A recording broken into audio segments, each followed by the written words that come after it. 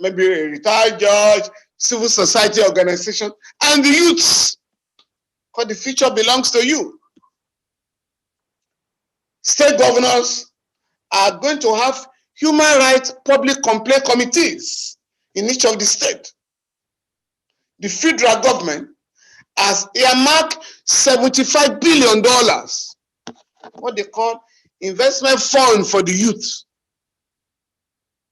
And some of the state government are going to employ young people who are on the street, or your state has started, or your state has announced that it's going to create 5,000 jobs. And if you have 5,000 jobs created by 36 states and Abuja, you know what that means? But let me say this, and this is why we must never be tired.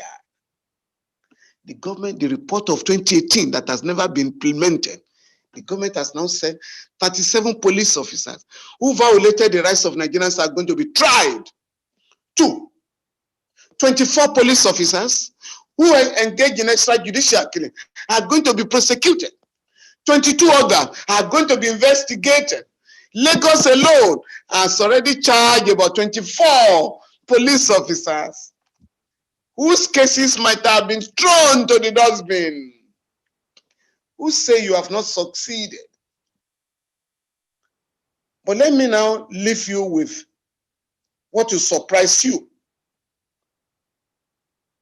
Nigeria has one of the most comprehensive human rights law regimes in the world, on paper.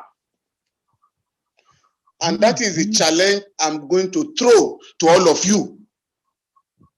Because if you do not know your rights, you cannot know how to fight for them. This country, this our country, under the Administration of Criminal Justice Act, no Nigerian, under the Constitution, no Nigerian shall be detained for more than 48 hours without being taken to court. If you are not going to be taken to court, the government must go to court to get an order to detain you. So you cannot be detained at the pleasure of the police or the army. 2, if you get to a police station in Nigeria, the police will tell you, must tell you now, these are your rights under the law. Number 1, you are entitled to contact your next of kin. If you do not have a phone there, the police will give you a phone and buy credit at the expense of the state. 3, no Nigerian shall be arrested for a civil wrong. Your landlord can never arrest you as a tenant because that is a civil wrong. No Nigerian can be arrested in respect of land matters. No Nigerian can be arrested in lieu of a criminal suspect. The question of, we are looking for a father. We can't find the father. We arrest the son or the daughter. That belongs to the past. What are the other rights? You are not bound to make a statement in a police station. If you do not want to make a statement, you are not obliged. In a police station, before you answer any question, you are entitled to a lawyer of your choice. If you do not have a lawyer, if you are an indigent citizen, the law says the police shall inform the legal aid council to get you a lawyer at the expense of the Nigerian state. The final one, there are many, a legion of right. But let me tell you the final one. And this is where the lawyers and the judges have a lot of blame when it comes to the rights of Nigerians.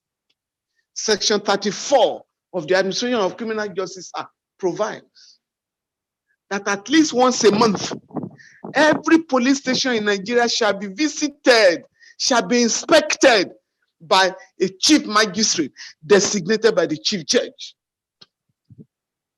Every other detention facility of EFCC, ICPC, armed forces, and the rest of them shall also be visited once a month. The point I'm making, if monthly detention centers are visited, you can be sure that no Nigerian will be in detention recklessly for more than 1 month. But as we are gathered here, I know Nigerians who have been in prison without trial, who have been in detention, police custody, for months without trial, because such inspection is not carried out. Once the magistrate or the judge visits, he or she is empowered to grant bail there instanta, or order that the person be taken to court, or order the release of the person absolutely. I'm therefore going to leave you with this message, that the law is on the side of the Nigerian people. What we now need to do, and we're working to get a pamphlet produced of the rights that have been recognized by the Constitution and other laws. One of you may ask me, can I say in the police station I'm not going to make a statement? Won't they torture me? Torture has become a criminal offense. It has been criminalized since 2017, but Nigerians are not aware. Some of us have shouted as explorers. If you torture a Nigerian today and it's proved, the penalty is 25 years imprisonment. If the person dies, you are going to be charged with murder, and the family members will be entitled to compensation. So if all these rights are already guaranteed by the Constitution and other statutes, what is therefore left is how Nigerians are going to organize themselves. Neighborhood area, every ward, there must be a human rights committee, every ward in Nigeria, to protect the rights of everybody on the basis of these rights that have been granted. Let me conclude by saying, don't be deceived by those who say, oh, this is not a national agenda. I've told you, I can tell you, I've been taking part in the struggle in this country for decades. Let me assure those who are protesting that this is one of the most pan-Nigerian struggle that we have ever witnessed in this country. The governor said, this is a Southern Africa, and that we don't have trouble in the North. The largest crowd ever witnessed in this alleged looting of palliatives was in that state, Jos. You also had a massive protest in Jos. We are protesting Kaduna. We are protesting Kano. We are protesting Adamawa. We are protesting Kogi. How dare you to say that this struggle is sectional? Therefore, I want to thank you, the organizers of this program, and all of you are participating. Please resolve at the end of this program.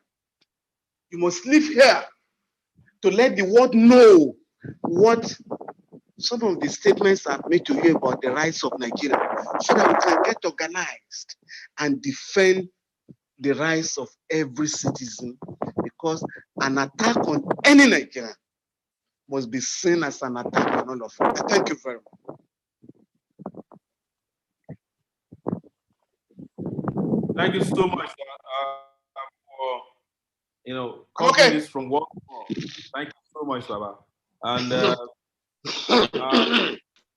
with us, you probably get some questions. Otherwise, we will take a few more persons, and the next person will also be a lawyer, Inibe Effiong, who has been challenging the Lagos panel that was set up to investigate SARS killings in Lagos, and eventually recently added that it is also now legal to add to the investigation of the panel, the investigation into the killings at Lekki. Because before it was revealed that the governor was the one who asked that this should happen. So Inibe, just take it away quickly. Let us get an idea of where we are with regards to this particular issue that we have been challenging, and what's going to be the outcome.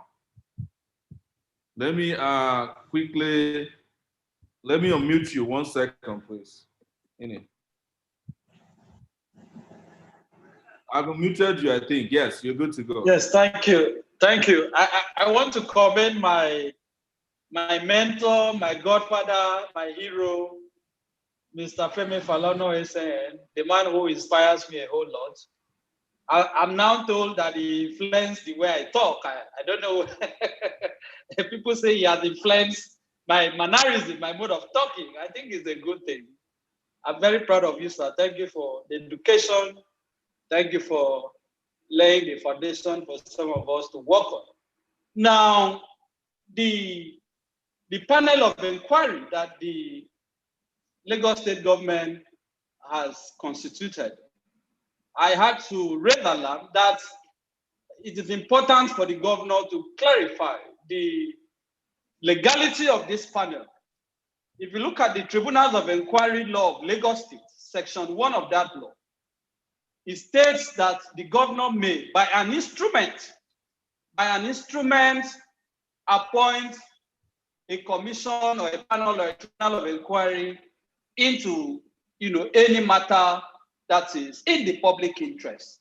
Now, originally, some Governor Sanwo-Olu said that this panel was going to investigate SARS abuses. And just when the tribunal was preparing to commence sitting, the governor announced, following the tragic event of October 20th, that the jurisdiction of this tribunal has now been extended to include investigation into what he described as the Lekki tollgate incident. The question is, on what legal basis is this panel investigating the abuses by SARS and the Lekki tollgate incident as they framed it? This is important so that tomorrow, somebody who is indicted by this panel can simply go to court to have that indictment set aside on grounds of illegality, on grounds of procedural irregularity. If the law says the panel should be set up by an instrument, why has the governor not published the instruments by which this panel was set up to clearly show the terms of reference of this panel? I don't think that is too much to ask for. Let the instrument be published, which is why I took the initiative and sent a freedom of information request to the governor to ask for a certified true copy of the instruments that set up the Lagos SARS abuses and Lekki tollgate incident panel. I am still waiting for a response from the governor. I have also requested that the governor should avail me of the certified true copy of the instrument or the executive order or directive by which the curfew of 20th October was imposed. The reason is this. The governor earlier announced, for those of us who were in Lagos, that the curfew was going to take effect from 4 p.m. And before 4 p.m., it was revised by the governor to commence by 9 p.m. And as it has been shown, this attack at Lekki tollgate started at about 6:50 p.m. The implication, therefore, is that as at the time this attack took place, there was no curfew in Lagos State. There was no curfew. So it is not correct for anybody to say that the protesters were attacked for violating a curfew. You cannot violate what does not exist in the eyes of the law, which is why I am saying that the governor should avail me of the instrument by which that curfew was imposed. This is also important for lawyers and petitioners who are going before the tribunal to make a case. They should be able to refer the tribunal to the instrument that imposed the curfew to make a case that at the time this attack started, there was no curfew in Lagos State. Again, the Lekki tollgate incident is said to have been captured by CCTV recording. The governor Sanwo-Olu has also attested to this. Nobody has seen the record. And as far as I am concerned, if people are going to make representation before the panel, they should have the opportunity of seeing what was captured on video to assist them in making their case. So I do not understand why till now these videos have not been published. It raises serious questions. So beyond the legality, I am also encouraging us, beyond Lagos State, across the 36 states, for the states that these panels have been constituted, to insist that governors should compulsorily publish the instrument by which they are setting up these panels. Otherwise, these rogue officers may be indicted tomorrow, and they will simply go to court and have their indictment and the resolution set aside by a court. Secondly, or furthermore, it is important for all of us to insist that all the states that have set up these panels should also set up an amount of money as victim support fund. Only Lagos State, to my knowledge, has set aside the sum of 200 million naira. Otherwise, what is the point? What is the point of setting up the panel when we know that governors themselves do not have power to implement whatever findings are arrived at?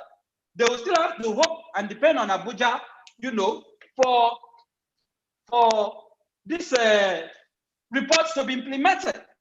There is no governor in Nigeria today that can sanction a military officer or even a police officer. It is still the Police Service Commission or the military authorities or the federal government that will implement the report of this panel. So Nigerians should be very, very watchful. I am not being skeptical. I am not being pessimistic.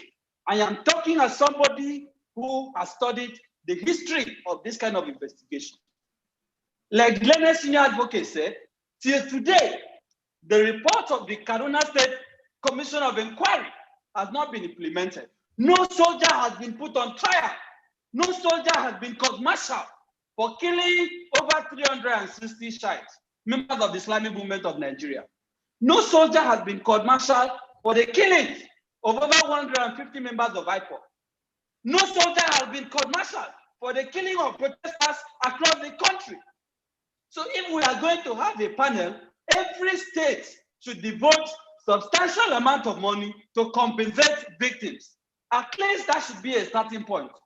We now fight for prosecution. So any governor in Nigeria that does not set up an amount of money as compensation for victims, we have to ask why. Only Lagos has done that, and you can imagine it's just a meager 200 million. How many people would they compensate with 200 million?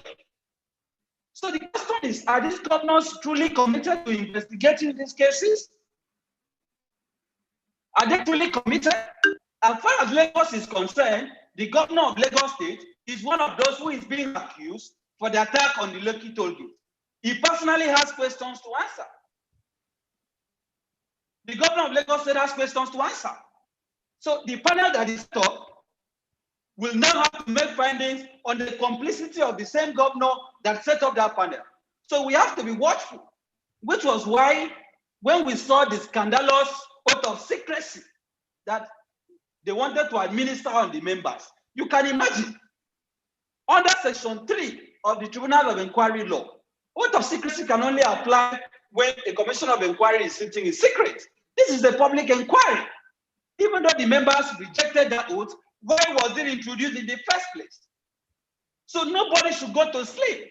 I am encouraging all of us in our various states to be attending these panels of inquiry. The media must also monitor and follow up on these cases. People have been killed, people have been slaughtered by SARS. Just this morning, I was told of a case in Port Harcourt where somebody suddenly disappeared and not been seen despite a court order by SARS.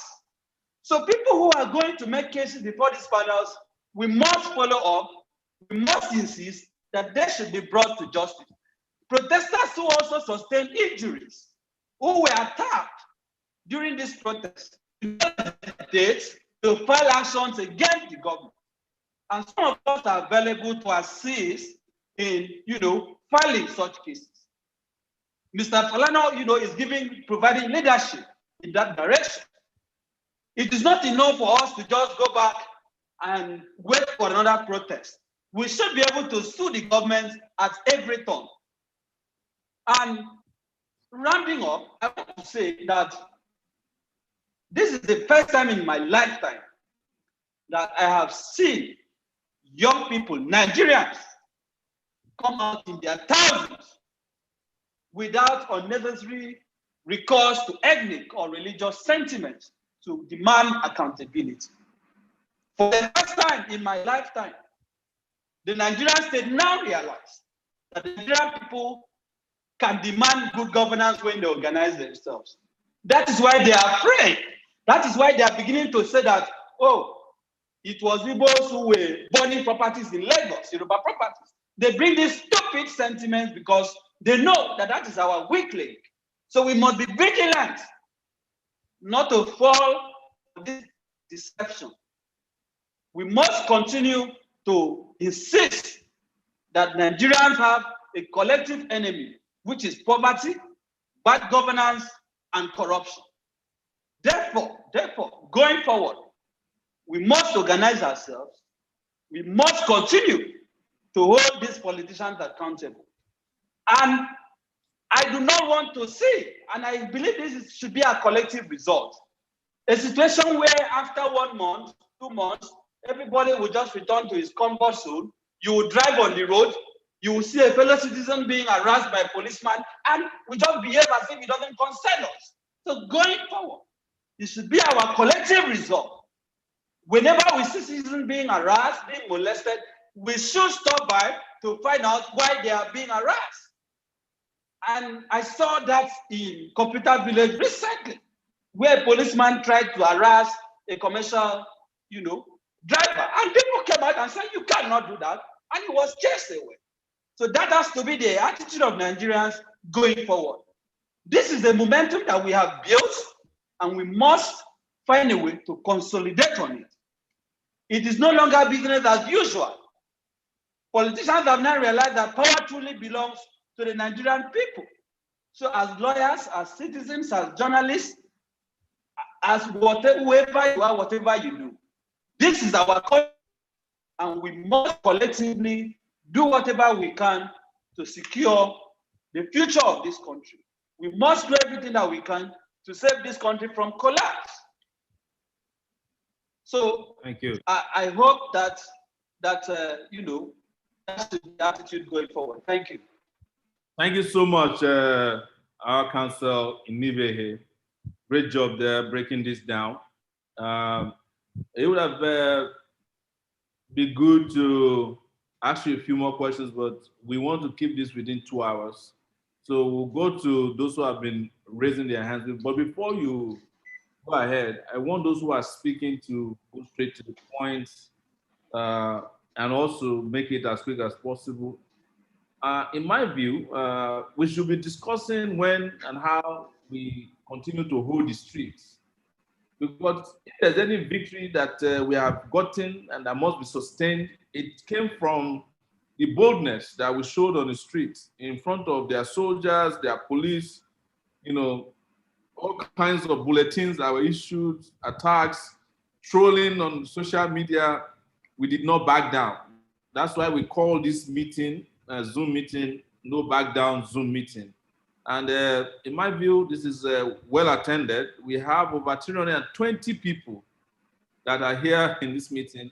It's been broadcast live, and I think it's been watched by almost 2,000 people at this point on Sahara Reporters Facebook page. You can also see there.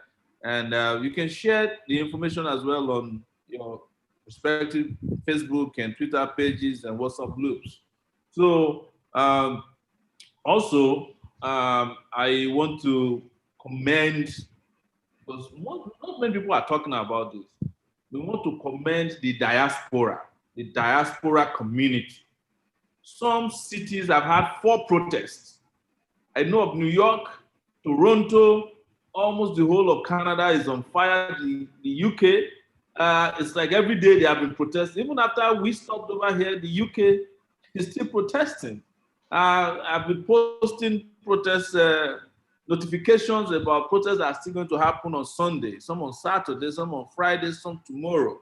We want to commend our diaspora community. They have become our own international community. Imagine if we didn't have the diaspora and we're waiting for America and France and Britain. Some people are sharing their page on this. This is wrong, please. Kindly stop it. Don't share your desktop on this place. I don't know who is this. It says Dembele. Please do not share your desktop on this place. Please, can you please stop sharing your desktop? Thank you.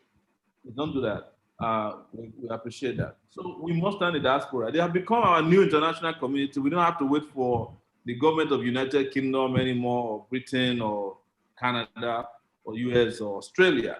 They have become our collective commonwealth of nations. So I think Baba want to say something quickly. Let's unmute yourself. You want Ms. Falana wants to say something very quickly. Well, thank you very much. Yeah, thank you very much. I just want us to be very careful that we don't swallow hook, line, and sinker the language of the ruling class. We have to be very careful that we do not we don't adopt the language of the ruling class. For instance, they are talking of looters. Who are looters in Nigeria? Who are murderers in Nigeria? Money has been set aside to build a hospital. Because that money was stolen, people are dying in their thousands, if not millions. Money has been earmarked to build roads. The roads are not built, and people are dying on our ill-maintained roads. So, and nobody calls them murderers. Because what they are doing is genocidal. Secondly, this regime, the Buhari administration, published the list of looters twice. Has published the list of looters twice. The PDP has also published the list of looters, as these members of the APC. And those are the real looters, those who have criminally diverted billions of naira from the public treasury. Secondly, the people they call hoodlums during riots are the people that they use as thugs during election. The same people are called area boys or miscreants or anarchists. Who is an anarchist? Please, let us be very careful that this system has bred hoodlums.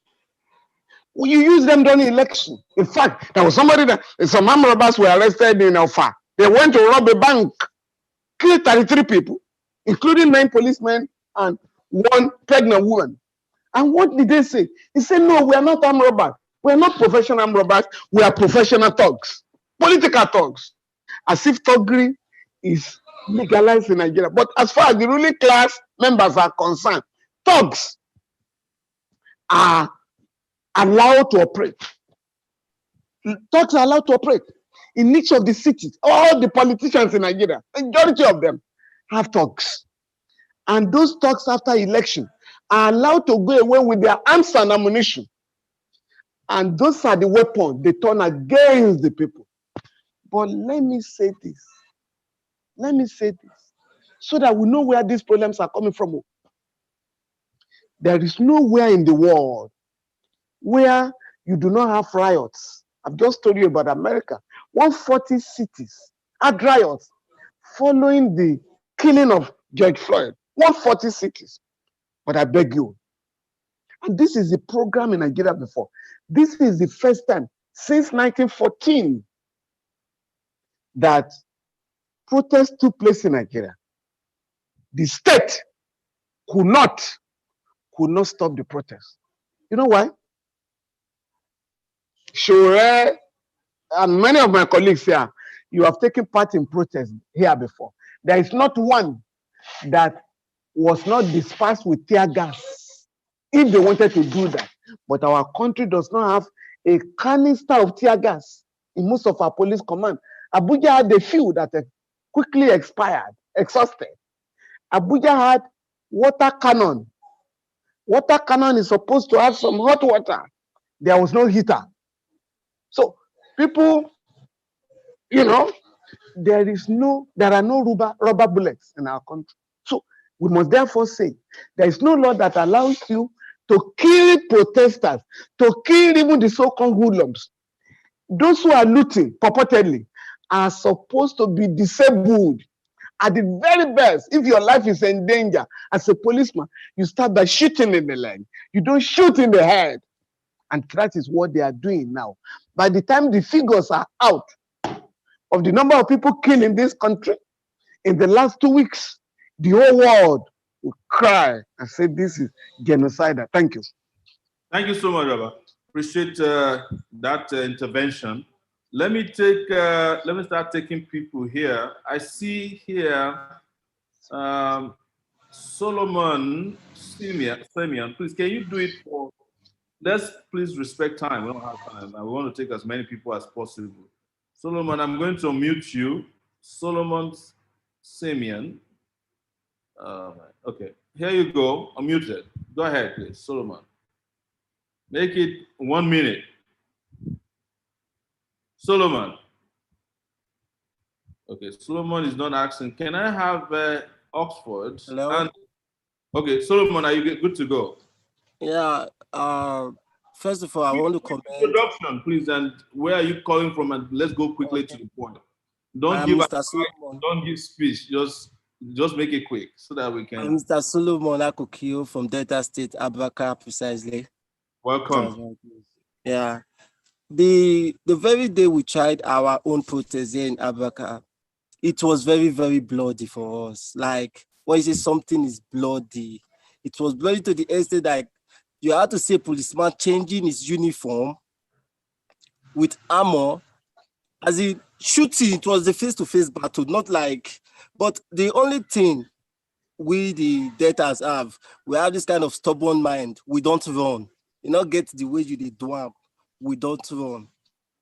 Then when the curfew was imposed, because the last time during that COVID-19 issue, when they imposed no going out, the police and the vigilante, they used it as a source of means to make good money. Like they extorted money from citizens bloodily. So when this curfew was imposed, because of the fear of the protests we did that week, the police and the vigilante had to hold meeting that they should not risk their life coming out to extort money from anybody. So because of that case, even the curfew did not work in Abaka here because they were all scared. My main point here is that let's reorganize, let's organize ourselves again. Thank you because so the much. thing really the thing really worked out here in Abaka. The team worked out 100%. So that's just my point. All right. Yeah, Oxford Anderson, please hit it. Oxford Anderson, if you're there, I've unmuted you. Oxford Anderson, we're not hearing from you. In the absence of Oxford, I'll go to David Oberaifor. David Oberaifor, if you're there, please take it from us. David Oberaifor Udo. David Oberaifor Udo. I've unmuted you. Good evening. Make it quick. Thank you. Evening. Good evening, everyone. I'll be very, very brief. I want to congratulate everyone for their efforts they put in so far in this struggle. What I just want to say is, one, so far so good. I just want us to have two main focal points. One is strategy with which we can work. And secondly, to have at the back of our mind, if we are fighting to get a revolution, there's a high probability that we might not get it. Is it possible for us to enforce some few policies, which we know even if we're not able to get a revolution now, but by 2023, if we have people we want to go for any political position, the electoral bill would have been passed, and we'll be able to vote our people into in a free and fair election into power. You know, it's going not something that happen overnight, and there's a probability few results.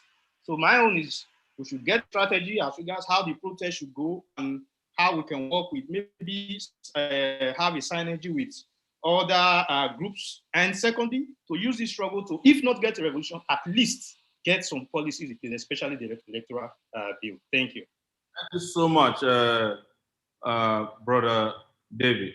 Let me go to, I hope the Secretariat is taking notes. There's someone from the Secretariat taking note of all these comments and questions. I have Ayodele Thomas here. Yes, we're taking notes. All right. I'm taking notes of. I've omitted you. Ayodele messages. Amos. Ayodele Amos. Please, take it away. Yeah. I didn't have Ayodele Amos. Doesn't look like we're lucky with you there. Okay, Ayodele Amos. Sorry, I'm trying to Hello. mute. Okay, yes, Hello? Ayodele Amos. Yes. My name is Adole Mosolawoye. All right. Whatever I want to say, I've been sending it through this platform. And I think if it is fully digested, Okay. so all what is my mind have been sent. What I see is that the governor of Lagos State should be held responsible and should be tried. He should be recalled from that position of the governor of Lagos State to answer the question, to face the charges of genocide, human life, taking of human life, and all sorts of things. And by the way, you can see what happened in Osun State when the governor said all those that looted food items, the hungry people that looted food, that carried food items, asking them to take it back within 72 hours. In fact, it was a drama.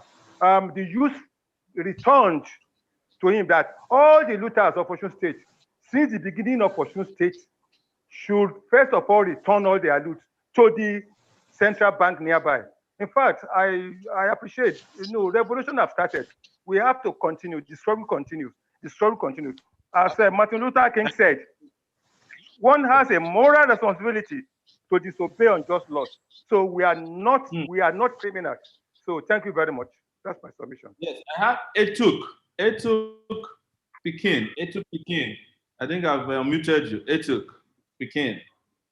Etuk. Oh, it seems like it's kind of difficult to unmute you. Okay. Let me do Lekon Idowu. Lekon Idowu, I've unmuted you. If you can take it away. Yes, hello.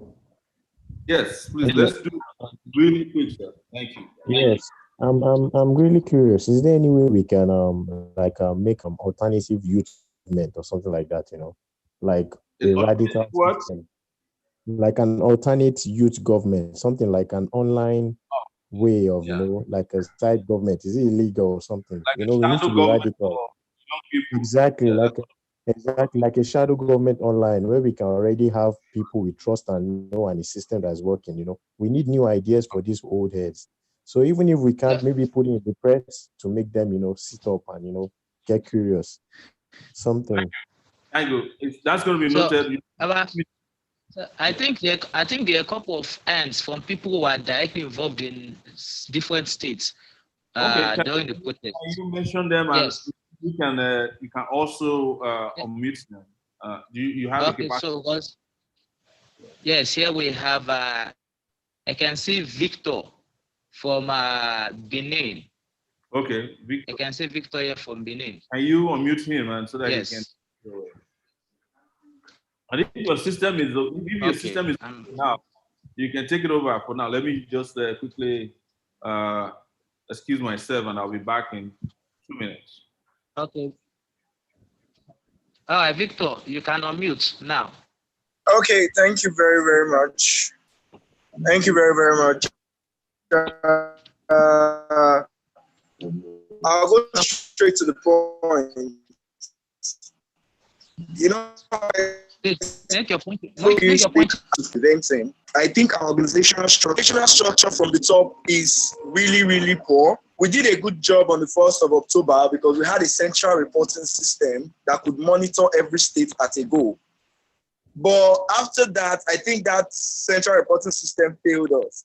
And that's why there are lapses everywhere because I'm still feeling the brunt of this protest. I'm still feeling the brunt of this protest. So bottom line, we need to rearrange our organizational structure at the top so that we know exactly what we're aiming at and what we're doing. That's what I think we need to do. And we need to do that with the agents. Thank you. Okay. All right. Thank you. So Victor, you can mute back. So I'm going to be unmuting Wise Man from Lagos. Wise Man, I've unmuted you in 2 minutes, please. Wise Man, you can unmute yourself now. You're unmuted.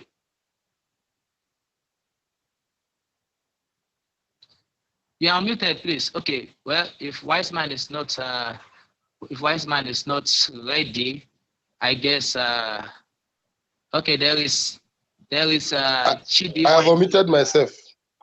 Okay, all right. Please go on. Yes, with what we have from Lagos, what we have decided to do here, we have met twice in Lagos, and I think we met the third time today. We had the press conference. Is that there is a need for us to also network at all the barricades. Like in Lagos, we have over 1,000 places where people block the roads. At each of those places where people block roads, we need to look for at least one person that coordinated each of these routes, whether they call them hoodlums or what it is, because of the fire next time, we must be prepared. Because one of the things that is most of us have not been talking about is that when the state unleashed terror on us, it was only the people who already had terror in them before that were able to return back the terror to the state. And that's what the state now later called hoodlums. They are the people that the state later called hoodlums and not the rest. For the sake of political education to all of these comrades, there's a need for us to network all of these people. And the general clamor for a new Nigeria is a clamor that we should all work on. And that is why the new Nigeria networking all over the country, which we have seen today with this meeting, is what we need to keep sustaining. Have a working secretariat all over the country, you get it, and keep all of this on board. And then, as we meet today, there's a need for us to generate a newsletter out of it, even if it is a 4-pager newsletter out of today's meeting, through different platforms and the rest, because we need real political education. Thank you so much. Okay. Yeah, thank you. So, please mute yourself, Wise Man. Mute yourself. I'm going to be unmuting Emiola Solomon from Oyo State. Emiola Solomon, you're unmuted. Please fire on. Emiola Solomon, are you ready? I've unmuted you. Please fire on. Okay, if Emiola Solomon is not ready, I guess I would have to unmute someone else. Hello, good evening. Okay, good. Hello, Emiola yes, Solomon go on, please. Speak from up. Oyo State. This is just my little contribution. I think now we need to embrace the new trend of new Nigeria, as Comrade Wise has said, and also our core charter, we've neglected it. This is the time we need to preach the gospel in it, so that the people will see the names for the new political party that has just emerged, which is AAC, because we've been derailing from our course. Along the line, as we are pushing revolution now agenda, we ought to be pushing the party also, so that the people will now see AAC as a third force now, ready for people's liberation.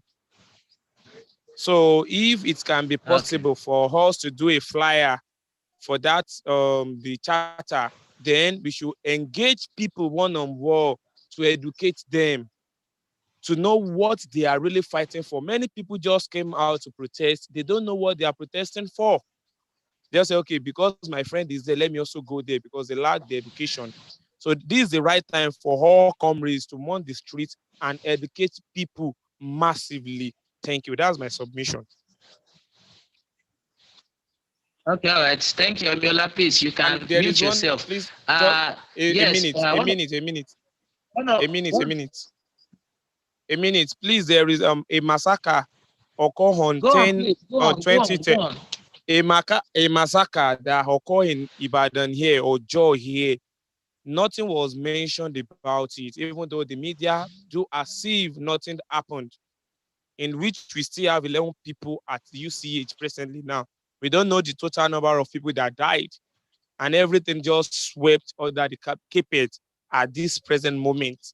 Nothing was done. Even the governor he's not doing as if he heard of it.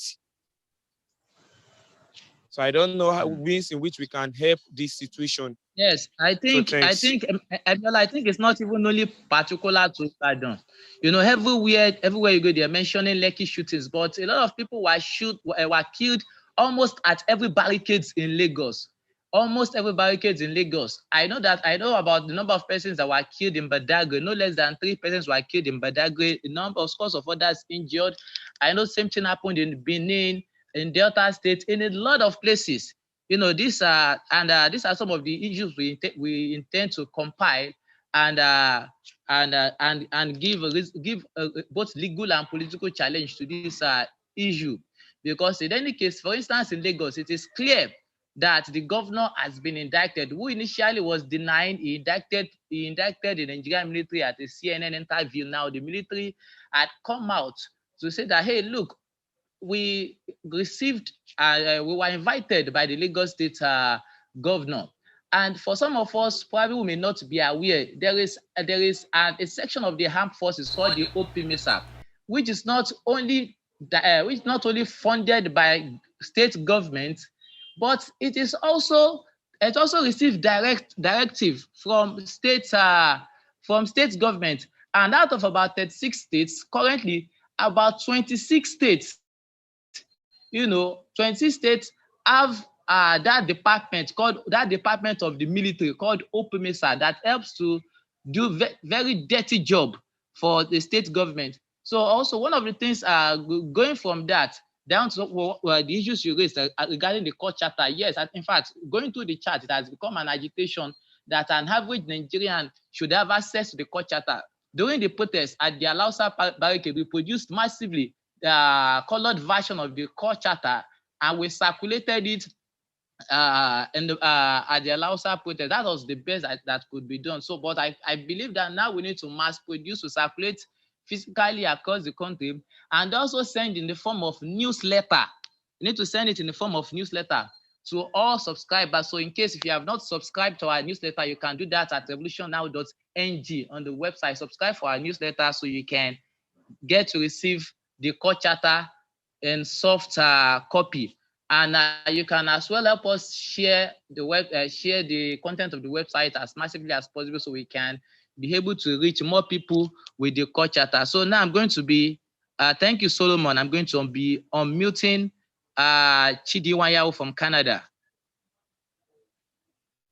Sorry, you are Dr. Chidi, you are muted, please. Dr. Chidi, can you go on, please? You are muted. Okay, so seems Dr. Chidi is not ready. Let me unmute someone else. Michael Fabumi from the UK. Michael Fabumi, you are muted. Please fire up.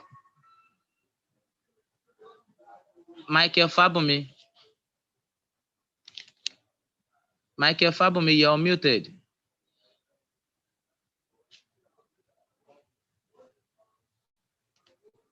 Okay, seems Michael Fabumi too is not ready. So let me unmute randomly now. So there is Etuk Pekin. Where is Hetuk? Okay, I unmuted Hetuk. Can you go on, please? Okay, thank you very much, comrade. But seriously, permit me, let me go on straight pidgin English so that I can hit the nail sharply. For me, first of all, introduce yourself and what state you call talking from. Introduce yourself. And my full name is Victor Etuk, aka Etuk Pekin. I'm calling from FCT, Abuja. All right, okay. Quickly, let me go straight to the point. I don't talk this thing severally in our forum.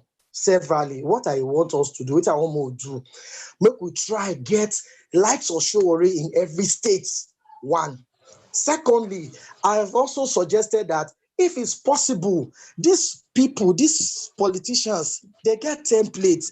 If we can be sponsoring bills, if we can be lobbying for things for youth also, because when you sponsor for bills, we go get voice. We get a representative. We get to come as a team, put money together. They sponsor what we want from there. we'll get there. Thirdly, I want make we find a way, introduce something like legal studies in our primary and secondary schools. By that, we can educate every student. Otherwise, we'll be going around in circles in vain, because these same politicians, they recycle whatever they do amongst themselves. And like again, we all know 80% of these politicians, they don't sell their souls to Babalawo, to the devil. So in order to defeat them, they get a club or a boni or a group. If you want to become whatever, you need to belong in this our own group or whatever we're doing. Is it not possible for us to have an account, put money together, sponsor, build, influence whatever we need to influence, so that our voice could be heard? And like again, Mr. Sowore asked, the way forward, instead of relenting, so we don't rest, we don't prove something, it has not stopped. For me, if they leave me alone, we go politician house one by one, begin slaughter them and their family. With that, they go no say we mean business. All those plenty grammar, they speak for newspapers, speak for TV, speak for forum, So sorry, Tommy, sorry. Yes. Victor, I have to go for someone else now, because at least let everyone has 2 minutes. Okay, have I exhausted my 2 minutes? So please, you can mute yourself. So I'm going to call in Rita English, please, 2 minutes, so that we can have, so that to straight up to the point, please, straight up to the point. Rita English, you are muted. Good evening, please. Can you hear me? Good evening, everyone. Please, can you hear me, please? Yes, please. Go ahead, please. Go ahead. Okay. I'm sorry, my video is off. Okay. Now, what I really want to say here is that no matter waiting we they talk for yet today, without unity, we cannot achieve it. Are we hearing me, please? Without unity, we cannot achieve. Without unity, we cannot achieve whatever we are talking about here. I am very happy about the issue of the palliative that Nigerians just saw now. If you notice, the whole governors in Nigeria or the leaders, they all unitedly agreed to serve us, even though the foods were meant for us. The ones from the north did not say, I'm a northerner, my Quran will not permit me. The ones from the south, the whatever did not say, my Bible will not permit me. So what I'm trying to say is that I want us to start speaking one language. Whether you are an Hausa, whether you are an Robo like myself, whether you are an Ijo, whatever, in as much as you are a Nigerian, it is high time you start seeing yourself as one. And what really scared this government was the unity they saw at the ENDSARS. Who believed that? Who believed that? Nobody believed that, but things are happening. So my people, unity is all we need. Thank you very much. Thank you. Yes. Thank you, Rita. Thank you, Rita. So I'll be please help mute yourself, please. Mute yourself. All right, no mute problem. yourself, I'll do please. that right away. I'll do that right away. Thank you. Can you please let me just clarify something? All right. More? Yes. Because somebody just spoke now. We are please, yes. Passing to the world, and somebody just said that we should be going to politician houses to slaughter people. That is not our position. We do not endorse the killing of anybody, whether it's a politician or non-politician or military officers or police officers. Our organization, our movement, and this group as a whole, as far as I know, do not endorse extrajudicial killing or murdering or slaughtering of anybody. We just want to clarify that before it goes to the rest of the world, because if we don't change that position here, we are broadcasting to they'll make that position. Yes. It might be accepted or assumed that is the position of our meeting here today to ask people to go and be slaughtering politicians. I'm making it the clarification again that that's not our position. We don't endorse any form of violence. As a matter of fact, as you all know, there was no violence in this associated with this protest until the government brought violence into it. First, by hiring thugs to attack innocent people. They started in Lagos, they did it in Abuja. And then when thugs couldn't achieve their aims, they brought in police. And when police couldn't achieve their aims, they brought in soldiers. You know, they've done all kinds of things to bring violence to us, and we have avoided it. And we just want to reiterate that our movement, our organization, and I can speak for almost everybody here, except the person who was speaking in broken English, Etuk Pekin, that we do not endorse any form of bloodshed. Thank you so much. Yes, thanks, Abba, for the clarification. Yes, in fact, the protests that happened over the past few weeks had been very, very peaceful until the government started deploying thugs to disrupt the protest. So let me recognize Moses Andrew from Abuja. Moses Andrew from Abuja, please, you are unmuted. Moses Andrew, go ahead, please. Moses Andrew, you okay? Seems Moses Andrew himself is not here now. Can I recommend that we Nare is on. She's in the US and she's just okay. I'm trying to unmute her. Let me unmute her. I've unmuted Dari. I've unmuted Dari now. Nare, N-A-R-E. Hello. Okay, I'm here. Hello. No. She's unmuted. Okay, she's unmuted. Hi, I'm going to take. She's unmuted.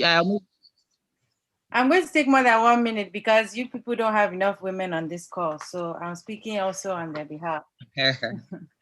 So I just want to say hi everyone. My name is Nanre. I'm here in the US. I'm from Jos.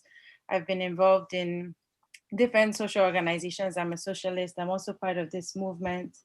I just want to say a few things, and I think most of the things have already been said. But one of the contexts in which I'm coming from is also a long summer of protest here in the United States for Black lives.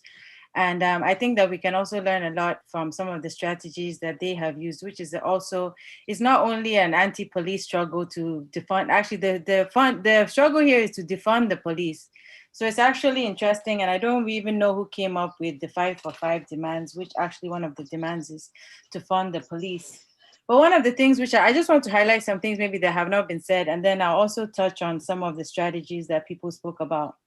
And one is I see the emergence at this time of 2 different groups of people that the government is going to respond to. There are the revolutionaries and there are the reactionaries. And you know, the government will always choose to interact with those who will be moderate and those who are more likely to do their bidding in any case. So they have seen the power of the Nigerian people, and now they're looking for who to negotiate with. And they won't want to negotiate with anyone that they cannot control. So we also, while we are also aware of what the government is doing, we also have to be aware of who they're going to negotiate with and who they're going to recognize. And several comrades have even spoke about how the narrative is already being pushed that people were murdered at a particular location and everybody else that was murdered, we're not hearing about them anymore. And that's actually pushing a specific narrative to say these lives are more important and these lives are less important. So we have to really watch that narrative. We also have to watch as they negotiate and as they create these platforms and these things that Baba spoke about, these various police panels and everything like that. They're going to cherry pick whoever is going to be most important, which is what they try to do in Lagos. And they're also going to attempt to silence them. So we have to be continually aware of that and just be cognizant of that as we pursue our own strategy. So the second thing I want to talk about is, you know, the question on this call was like, what next? What happens next? I'll just share some of my ideas. And the first one is, of course, documenting and amplifying what happened in all the rest of the cities. So I know I've been hearing a lot, and Baba spoke to it, there was no protest in the north, there was no protest in Kaduna. This is the development of a specific narrative. And the narrative is created to divide and conquer, to start to create these ideas that this is a separate movement, this is for this, even within our own WhatsApp chats. I have challenged several people on some of the anti-Northern sentiment that is within even ourselves. And this is very, very important because if we're really going to build this movement and strengthen it, we have to also get rid of those sentiments amongst ourselves and also challenge ourselves to develop a counter narrative. So documenting and amplifying everyone that was killed on every street, in every place, every name, and telling their stories, publishing their pictures. It seems very small and mundane, but this is what they're going to do. They will create, in any situation, remember, they will create who the heroes are, and they will create who are not heroes. So we have to focus on that. Secondly, in building the movement, in strengthening the movement that we currently have, several comrades have spoken to how we need to really go very local and develop structures. Some of the states are already strong and the structures are very strong, but some of the states need stronger structures, and even some even need completely new structures. Because as was said, many people came to the protest. You know, I work with the youth in Jos. Many of them came, some of them don't even know what's going on. So now there's even a sensitization campaign about what are we even protesting about. And it's a ripe time to bring out the core charter of demands. Now, the charter of demands are very heavy. We have to also break those down in a way which can be simplified. We need cartoons, we need artwork, we need to translate these into multiple languages. We really need to make the demands accessible. Secondly, the strengthening of the movement. I've spoken when I started about the involvement of women. This has historically been a challenge in Nigeria and globally, but we cannot run this without the involvement of women, and young women in particular. And they are there and they are ready, but they might not be ready to go to the streets. So how do we recruit them? How do we retain them? How do we make sure that when they come to the movement, they don't risk abuse, they don't risk being harassed by members, they have a safe place to come and interact, even if they don't want to go to the barricade. There's a role for everybody, and there are multiple roles in the movement, not just at the barricade. So I just want to promote that we have to have very decentralized, localized structures. And these structures must also engage in massive education, training, political conscientization, and recruitment. Very important that when we're out there on the streets, when you're at the barricades, the recruitment needs to happen, and it needs to happen continuously. Oh, come to our meeting. So there has to be regular meetings. Like when people came to the protest, we approached all of them and we said, okay, please come to our meeting, because after a few weeks, nobody came again. After a few months, you couldn't find those people. But if you're able to get them and get their phone numbers, or even tell them about your meeting and the meeting location, because even now, that's one of the things we're struggling with in Jos is, oh, where is everybody that came to the protest? Because it was truncated in such a way that people didn't even take each other's numbers. So they're just now finding each other. So that massive recruitment needs to take place.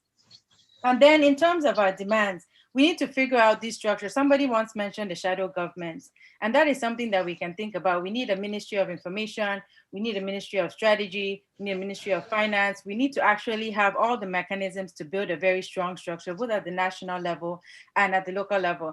And I'm new to the movement, so maybe all these structures exist, but and I don't know about them, but they can always be strengthened. And especially I know at the level of the local, they can also be strengthened. So that is my submission. I've taken more than my time. Thank you so much, Nare. I think you made absolute sense here, great sense. And I'm glad we have you to hear from you tonight. The only thing I want to correct, which is I've not seen beyond, I've participated in a lot of protests over 30 years, including in the US when I was there for 20 years. I think the level of participation of women, especially women in our own movement, is very high in this particular protest, both at home and abroad. Some of our women who were injured are still receiving treatment in Lagos, in Abuja, in Kaduna, and other places where women participate. But we can always improve upon all this. When this protest get a little bit intense, women can become targets, and I think that might have led to why you see less of them as protest. But in Abuja, where I participated, I went to certain protests that had more women than men some days. So this is encouraging, and we must keep it up. Juwon, permit me to take another lady. I think her name is Oluwatoyin Precious. Yes. Precious, I'm going to unmute you, or you can help me unmute her if you have access to the button. Precious Abina Briggs. Oluwatoyin, or which was the name? Oluwatoyin Precious. Oluwatoyin Precious. Oluwatoyin Precious. Yes. Yes. Okay. Take it away, Toyin. Good evening, everyone. Good evening, everyone. I asked a question the other time, and I believe the question might be so funny. I said, sir, Mr. Sowore, can you just be the president? Actually, I just talked. the reason why I said that was because with all of those things happening in the country, we need reformation. That is the basis, and revolution. Now, what is the way forward? To many of us, we are ready for anything. And when I mean anything, I mean capital letter, anything. Anything. Yes. So the way forward now is what everyone is anticipating to hear. So, sir, please, we need the way forward. God help everybody. Thank you. Thank you so much, Tony. And I think everybody should take a cue from you. You just say what you have to say and you say goodbye. Thank you so much. Let me also take Bumiola from Texas. He's been reaching out. They did a lot of. There's even a lady here. Yeah, we'll take the lady after Bumiola. Bumi, I think I've unmuted you. Bumiola, Juwon, if you can help me unmute Bumiola from Texas. Bumiola, yes. I think I'm on mute. Okay, yeah, he's unmuted now. Okay. And if anybody can find Dr. Chidi still, I think he's in hiding somewhere in Toronto. We should bring him on. I've tried unmuting him, but he wasn't speaking. I guess what. Go ahead. Let's do this quickly. Oh, okay. Yeah, thank you for the opportunity. I really want to appreciate the opportunity to speak here. Again, I'm very confident with the leadership of this group. I appreciate Mr. Femi Falana and Barrister Effiong kind of opining. So really, really proud of the leadership here. But I'm not going to spend a lot of time I only have about a minute. But, everyone have essentially spoken about everything from the original October 1st revolutionary protest to the ENDSARS protest to the Lekki toll gate shooting, and then the aftermath. With the aftermath is what we're dealing with right now, which is basically, the food pantries is what I want to call it. Leaders hoarding food from citizens, which is probably one of the saddest thing anybody can imagine. But anyway, that said, the only 2 points I want to make here today is just one, to bring encouragement that first of all, let me just say I'm based in Dallas, Texas, and I'm not in Nigeria physically, obviously, but just bring encouragement that globally we are all, Nigerians in diaspora are all supporting, every effort being made by people in Nigeria to basically free themselves from the shackles of this, I don't even know what to call them, monsters, right? The past week, I've been participating, encouraging, pushing, dragging post-protest in Dallas, Houston, everywhere, I could. Led a few in Dallas, Texas over the weekend, Saturday, 11 o'clock, 3 o'clock, it's just everywhere. It's everywhere. We can't stop. We're not going to stop. We're not going to keep quiet. We're going to keep going. The second message I want to bring up is I'm really happy that this is broad-based. This protest is not limited to a few people or a section of the country. This is everywhere by everybody, creed, religion, ethnicity, everybody's involved. And my message is we should keep it that way. We shouldn't put message out there that would alienate anybody. We shouldn't say things that would alienate certain ethnic group or religious group or creed. We need to keep everybody involved, keep everybody encouraged, and keep driving with the momentum. I believe victory is certain. Thank you very much. Thank you so much, Bumi. I wanted to. So, go ahead. Okay, so I just wanted us to have another lady, Simi, and then we have Baba Ye, the co-convener of CORE, because I just saw him on this call. Has also returned. Chidi has returned. Don't forget. Okay, yes, that's okay. Hello, can you hear me? Okay. Yes, go ahead, please. Hi, Joe. So I just wanted to, you guys are speaking about legal action against people like Buhari, Tinubu, everyone that had a contribution to this. But how are you going to come about it? Is it going to be like through protests, or because when the very system itself is corrupt, us protesting, is it just to raise awareness so that we gain more traction in in taking them to court. But then if the very court itself is corrupt, then what do we do about it?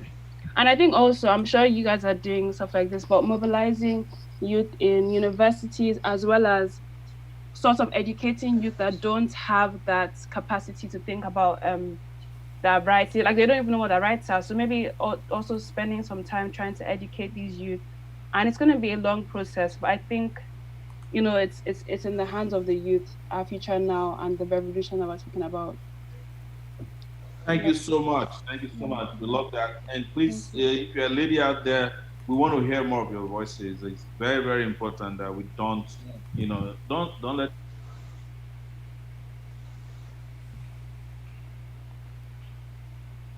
anybody fighting you. And you know, don't be said. I was in Abuja throughout this period, and I saw a lot of ladies, young ladies, and I've never seen that many young people before. Even when folks attacked, they didn't run away. So let's keep having that. I've seen a lot of young ladies and men in diaspora anchoring this movement, and you know, I can't.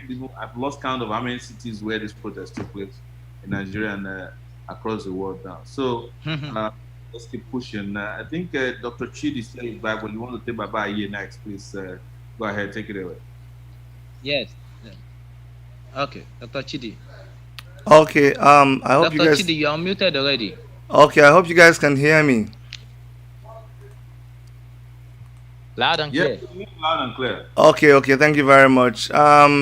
Big ups to everybody. I just want to say that from this side, from the get-go, we already knew that the diaspora was going to be the last line of defense.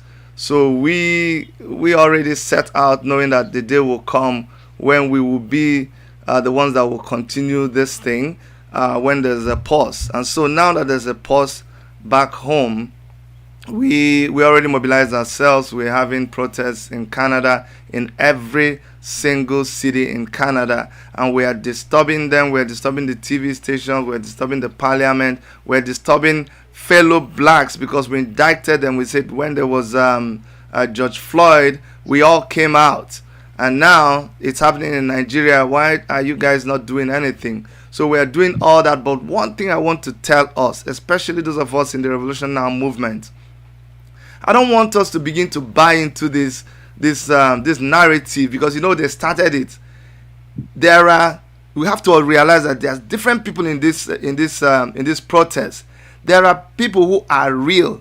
There are people who are still APC members who are with us, and they started trying to intimidate us. Anytime we talk, they say, "Oh, you people are trying to hijack the thing." We must never give in to that. We knew we were already prepared for this. The people that are there right now, they just woke up, and I was trying to tell them, you guys are sleepwalking. We were awake like so many years ago. So we know you're sleepwalking, but we're not going to bow down to any intimidation. We were doing this protest, but yes, it's ENDSARS right now, but don't be intimidated into not giving your voice, into not providing leadership. Even when the people castigate me, they call me names, they try to shut me down. I know that we have been there all this time for a time like this, and right now that we are needed, we must step up and provide that leadership. You can provide leadership by not even saying a word, but we must keep organizing, because everybody depends on us, right? Everybody's like, what are we going to do next? What are we going to do next? We're like, you know what? We've been doing this for a long time. We told you guys this revolution was coming. You thought we were joking. Now it is upon you. When we started talking, you said, keep quiet, keep quiet. But now you're needing us to talk more. We are the people who will face this thing fire for fire. We were made for this. We were prepared for this. And this is the time not to back down. We from Canada will keep supporting you. We'll keep holding it down for you guys, and I will keep encouraging you to keep doing what you're doing. Thank you so much, everybody. Thank you, Sowore. Thank you, Juwon. Thank you, all the comrades. We're keeping it down for you guys here. Thank you. Need me to let Bridget speak, Juwon, if you don't mind. She's been reaching out. Bridget, Bridget, please take it away. Okay. Good evening, everyone.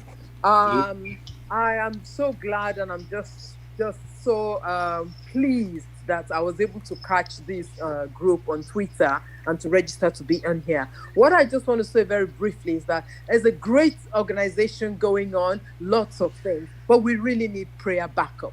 Many of us are not able to be there physically to do a lot of things. I need to help my husband. I'm kind of his carer, so I'm not able to physically move around. But we can organize our own prayer warriors online that will be backing up and will be getting, you can feed us with the prayer requests, prayer needs, urgency, wherever you are. And we know that God is everywhere. And we know we serve an almighty God who is all powerful. And we have tasted of his goodness. We will be backing you up in prayer so that even though we're not there physically, we can send finances and everything. But the prayer backup is so key in this. I haven't been able to sleep since the 20th. Almost every night I'm downstairs here, just wailing before the Lord, because there are many women trying to call their children. Chidi, Nkechi, where are you? They can't hear them. And the pain is just like an electric charge just going through my body every single day. So we want to back these people up in prayer, apart from all the financial things and apart from all the leg soldiers and everyone, whatever everyone is doing is fantastic. But I'm just suggesting we would like to be part of the prayer group. God bless you. Thank you so much for this opportunity. Thank you so much, man. Thank you. Appreciate that. Jomo, I think you may have to take it from here. Okay.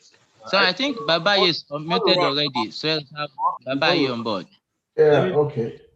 Well, as this movement unfold, what kept coming to my mind was Franz Fanon's position in The Wretched of the Earth, that every generation will out of its relative obscurity discover its mission, fulfill it or betray it. It is quite clear that this generation has discovered its mission from the obscurity of the earlier period of, what can they do beyond watch Big Brother Naija?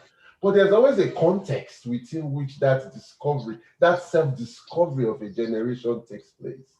And the context in our case entails a global situation of capitalism's crisis, and which is deepening, and a number of other issues, subjective factors nationally, but a very important one of this, and which we need to keep stressing, is the reinvigoration of the traditions of fighting, taking the streets, which the AAC, the Coalition for Revolution, with the Revolution Now movement launched on the 5th of August 2019 started.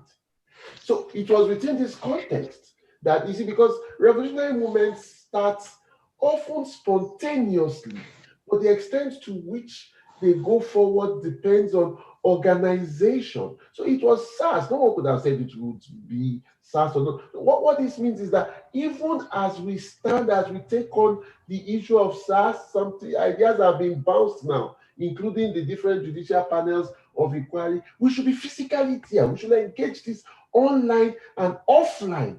But beyond that, any and every issue of concern to the working masses, we should take this up in ways and manners that show that we are part and parcel of the poor, the masses, the youth at each point in time. Going forward, I would suggest, amongst other things, ideas have been raised about political education. I think this is of utmost importance.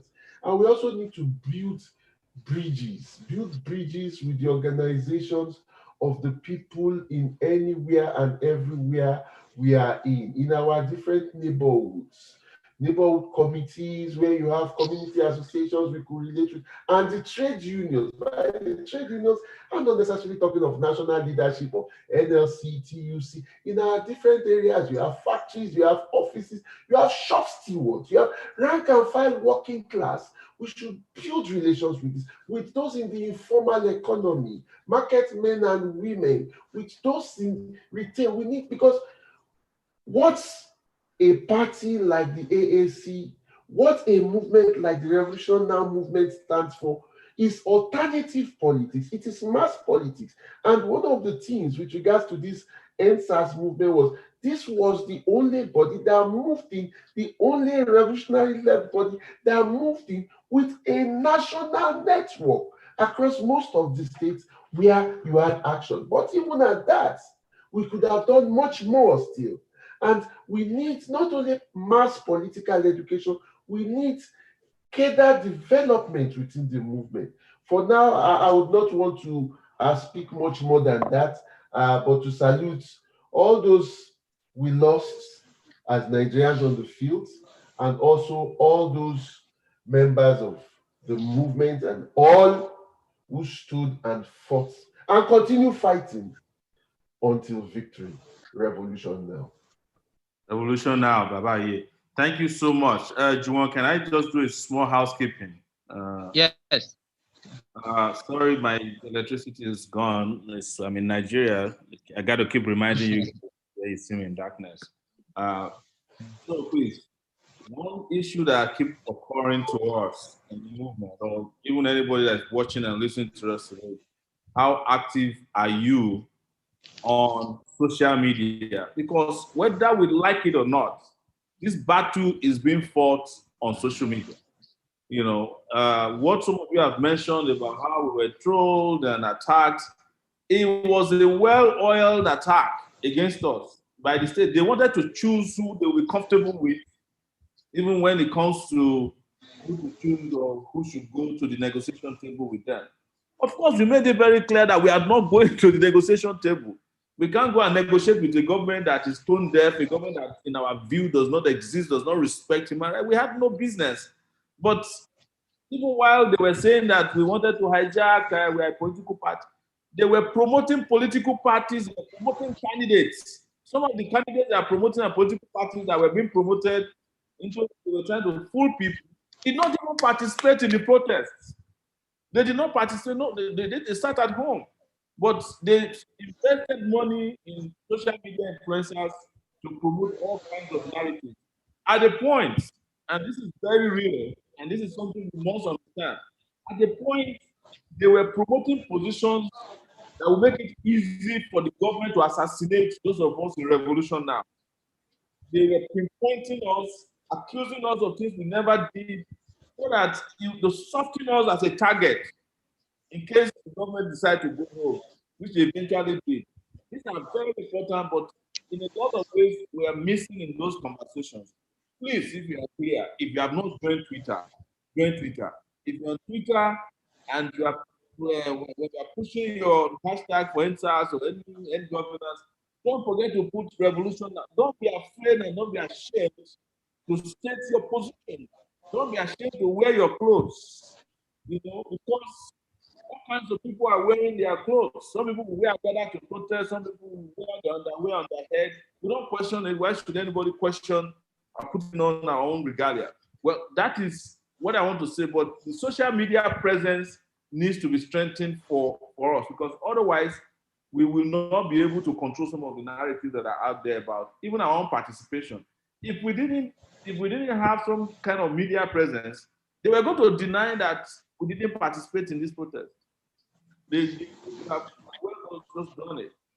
But look at where we are today in terms of even organizing. We were the first to organize in this country an online protest on Zoom that had over 500 people. Today, on this program, we've had up to 320 people participate at some point, and over 2,000 to 3,000 people watching online, on Facebook in particular. So please don't be ashamed, don't be afraid to keep the conversation going. So Juwon, let me hand over to you at this point. And don't forget that we need to start wrapping up, because we're supposed to do 2 hours. It's running to 2 hours and almost 2 hours. It's almost past 2 hours now. Thank you so much, guys. I appreciate it. And let me hand you over. So I think I'll be proposing that we round up. I think I'm proposing that we round up in the next 10 minutes. That's by 6:30. Let me propose. So that's going to be my proposition. Let me propose that you take Oludare. He's in Texas, above Jordan.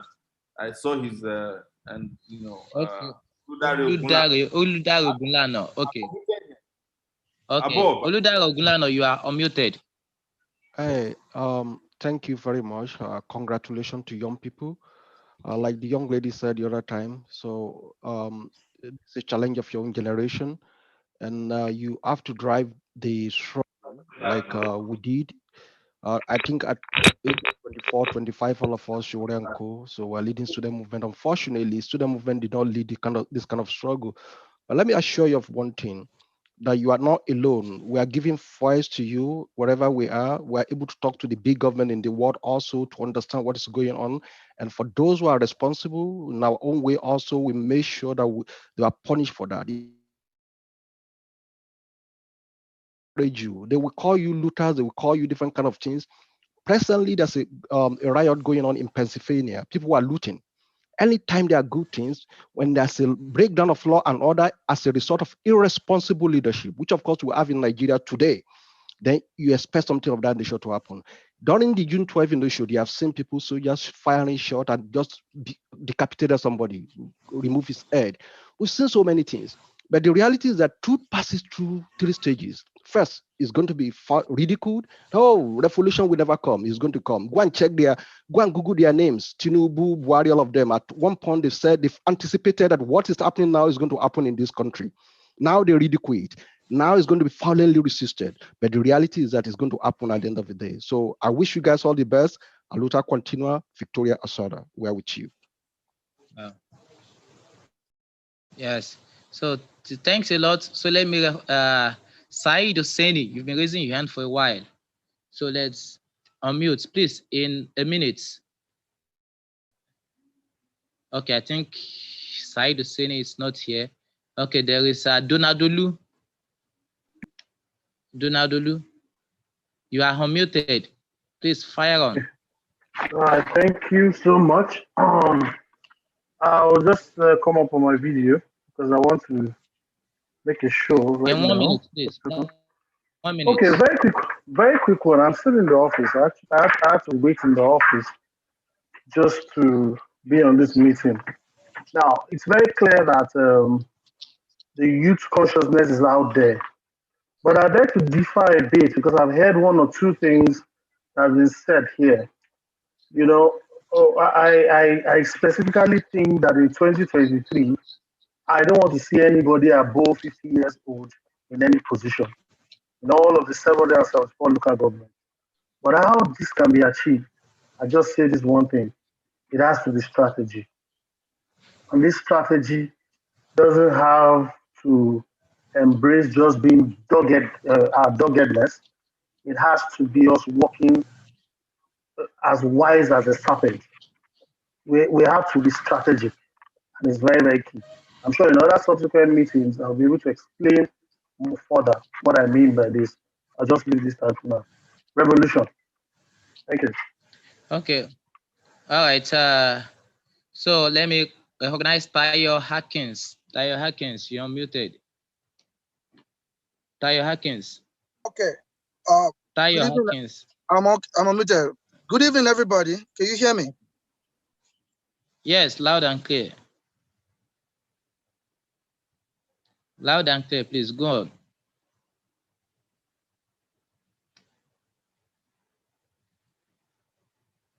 Okay, I think he's offline. I think Tayo Hackins is offline. So, okay, go ahead. Can you hear me? I can hear you. Yes, we can hear you. We can hear you. Okay, thank you so much. So what I was saying is that I think what we have to do next, I've heard a lot of speakers spoken, and I think they would have spoken whatever I would suggest as well. But in the end, I'll just say this. We need to be active on the social media. Guys, we need to be active on the social media. Twitter, Facebook, anything. We need to be active on the social media. I've spoken to Comrade President many times. We need to be active on social media. There's no way to go about it. We are in 2020. We are in 2020, where whatever happens in Philadelphia right now is going to be heard in Australia. Whatever happens in New York, where I am right now, is going to be happening, it's going to be listened, it's going to be heard in Soweto in South Africa. Number one. Number two, finally, we need constant meetings all the time. We need to be talking all the time. We need to organize all the time. And also, we need to liaise with other revolutionaries or seemingly revolutionaries. So we have a lot at hand. We have just started.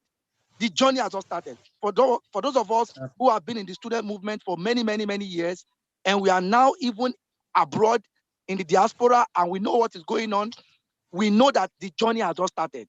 Please, it is not hallelujah yet. It is not alhamdulillah yet.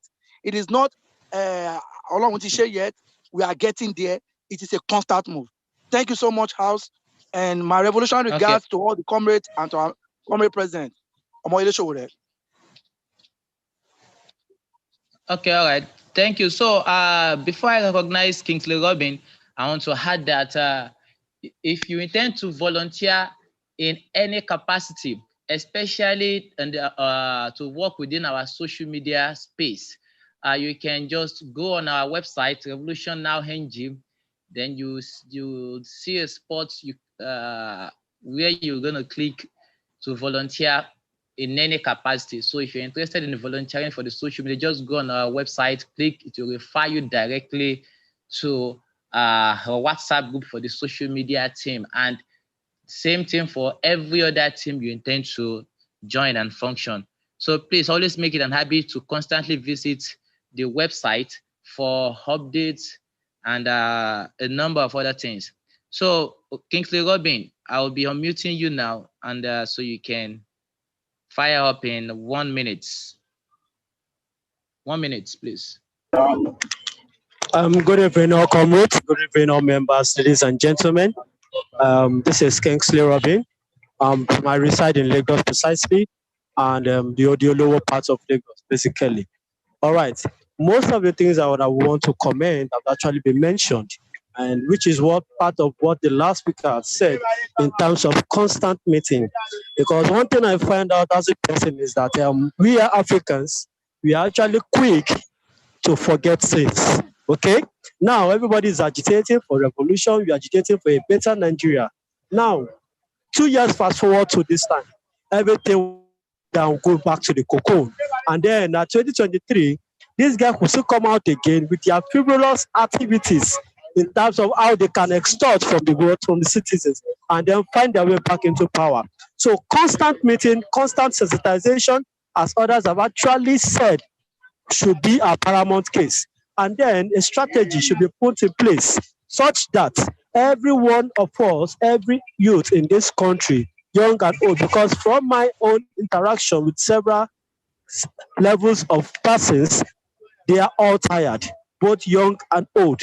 And then I think it is time for us to constantly put them on the limelight so that come 2023, we are going to get what we actually aim for. Thank you very much, and God bless each and every one of us. Thank you, Robin. Thank you, Robin. Before I recognize one more person, I want to emphasize again that in line with the direction of this discussion, we all know that the government killed several protesters everywhere, not just Lekki, across nooks and corners in Lagos, every protest ground across the country. So in case if you know anybody or have any proof of these killings in picture, in videos, and documents, please send it to our email, contact@revolutionnow.ng, contact@revolutionnow.ng. Send them to us. We are doing documentation of all harassment, rights violations, killings during the ENDSARS protests. And even if you have some before and after, please feel free, because I must tell you there are a number of stories where policemen are generally abducting notable faces, and it is, I can tell you for free, it's happening in Lagos particularly, and I'm sure it could be happening elsewhere. So please, if you have any evidence in pictures and in videos, send them to our mail, contact@revolutionnow.ng, or you can just contact us via the website, revolutionnow.ng. So I will be recognizing just one more person. It's 6:30 already, so I would take a response and observation. Oh, sorry, I'll take someone from Abuja. So where is he now? Moses Andrew. Again, Moses Andrew from Abuja. Yes. Good evening, everybody. Thank you very much for giving me this great opportunity. Yeah, many of the points I wanted to raise have been discussed, so I will just go straight to the one that have not been that emphasis has not been laid on, which is educating the non-English speaking people that most of the time these politicians normally use against us. Like some of those tongues, they are not social media, they don't even know what is going on. Really seeing them with this Nokia touchlight phone, you know, some of them don't even understand English, they don't have access to internet. So I think it is high time for us to strategize of how we can educate them in knowledge of why we are fighting. In the three major languages of Igbo, Yoruba, Hausa, and other languages, please. Thank you. Okay. Yeah. Thank you. Thank you, Mr. Before you run, please, Okay. Before you run, kindly let me intervene on behalf of a 17-year-old boy who has been part of this and participated in protest. You saw a lot of these young guys, and we must let them speak. What is happening in their own circles? And his name is Awomoyi. I have tried to unmute you, William. Can you please take it away? Take 1 minute so that we can wrap up. Hello, thank you for this. Firstly, I just hello. Thank you for this. My name is William Awomoyi. I live in London, England. Firstly, I just want to say that I'm proud of everybody here for coming together and collectively fighting against oppression. In my assessment, I have a two-part plan that I think we need to take. So the short term is obviously the government, the federal government. How can we react in the short term to what they're doing? But the long-term issue that I find with Nigeria from an outside perspective is obviously the godfather issue. So, you know, you have numerous godfathers and cabals in Nigeria which have power, and probably the power exceeds the government's power. And we need to work on how we can reclaim that power and reclaim that economic capital that certain godfathers have, people like Tinubu, etc., that shouldn't really be having as much power as they do. One way we can keep doing this and raise the consciousness of people in Nigeria is keep antagonizing them on social media. I think this has been mentioned before, but keep using social media in 2020. Just keep antagonizing, and it will keep gaining traction everywhere. Like me personally, I've seen a lot of tweets because I'm connected to Nigerian Twitter right now. So I've seen a lot of tweets. So just keep antagonizing. And also another thing is that we tend to joke a lot on social media too much. What I've seen in Nigerian Twitter is that there's a lot of jokes about Jibril, things like that. That's not really important because we know Buhari's still alive. I think we just need to focus on the matter at hand. And if we have such a big turnout like this, there's about 300 people here today. We should use all of those people on social media to get hashtags going and to not make jokes, but be serious about the matter. A couple more things. I'm against Western interventions. I've seen like sanctions being placed. I'm not really for that, because if we know about the geopolitical and historical relationship, we know that Western intervention has never ever benefited Africans or Nigeria. So I'm against that. I think we need attention, but not intervention.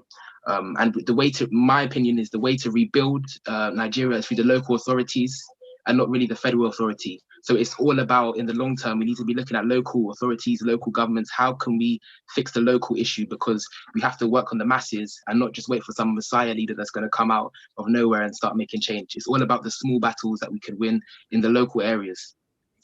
One more thing, my last thing that I wanted to say is that we need a comprehensive strategy that's put into words, a plan. Because the issue is that normally what happens with Africans all over the world is that if somebody dies, then they take all their knowledge with them to the grave. What we need is a plan so that we can, so that if somebody dies, if somebody gets killed, you know, the plan stays the same. All we have to do is read Yes, from my it brother, and I saw your apply video, it. So we just even need though something this that is we not can write down into words, because I'm tired of having all these leaders that just get killed or assassinated because they never wrote down what they were planning to do, and other people couldn't carry that out. And yeah, so that's really all I have to say. But I'm just saying this is a hugely momentous moment for Nigerians all across the world, and not just Nigerians, but Africans as well. And so I don't think we should underestimate what's going on, because history is being made right now, revolution now. Thank you so much, man. I cannot let you go without saying, how do we get more of your types, man? All over the place, man. Yeah, you should get. You have spoken brilliantly, and I'm moved and inspired by what you had to say. I'm glad that we got you to speak before this is wrapped up. Juwon, also let me add, because while we are at this, one of the things we wanted to achieve tonight was to say what's next, right? And I hope you speak to that based on the collation of all the views we have. It's looking to me like people want something deeper, something well prepared before we move out again. So we might need to propose another date for a new meeting so that we can decide. For me, I think we should start planning when we go back on the street, because the only thing these people respect is the power of the streets.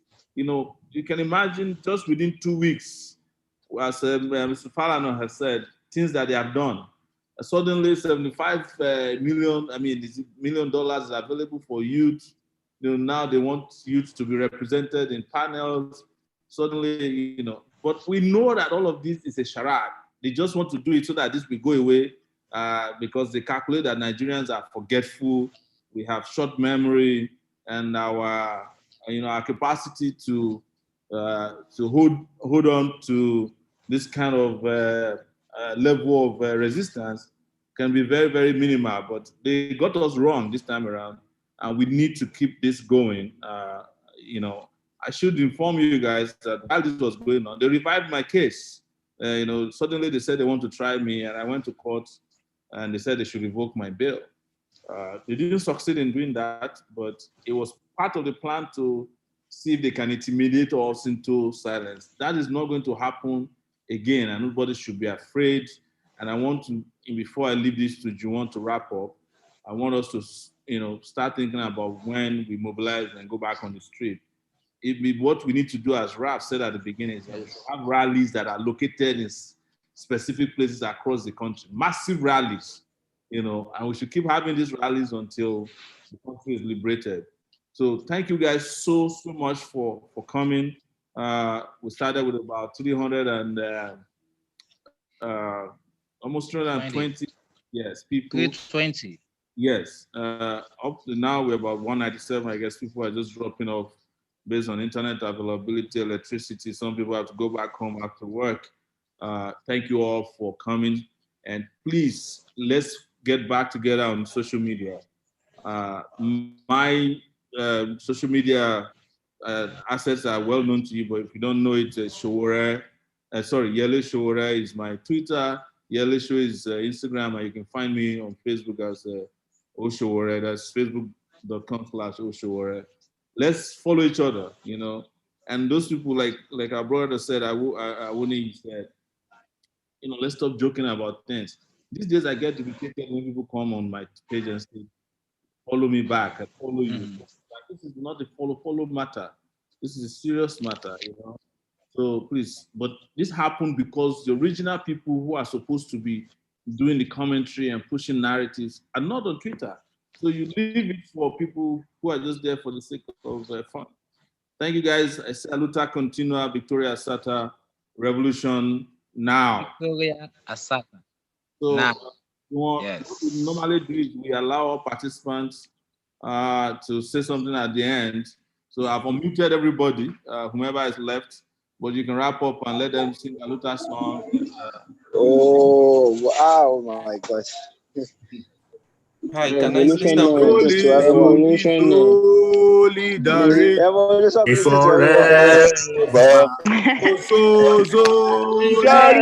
forever. I want to say something though.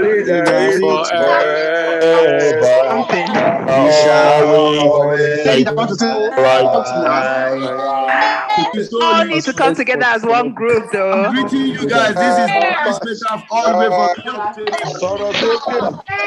York City. Guys, we need to come together as one group. Nigeria resist the revolution. Do we have like a Telegram group?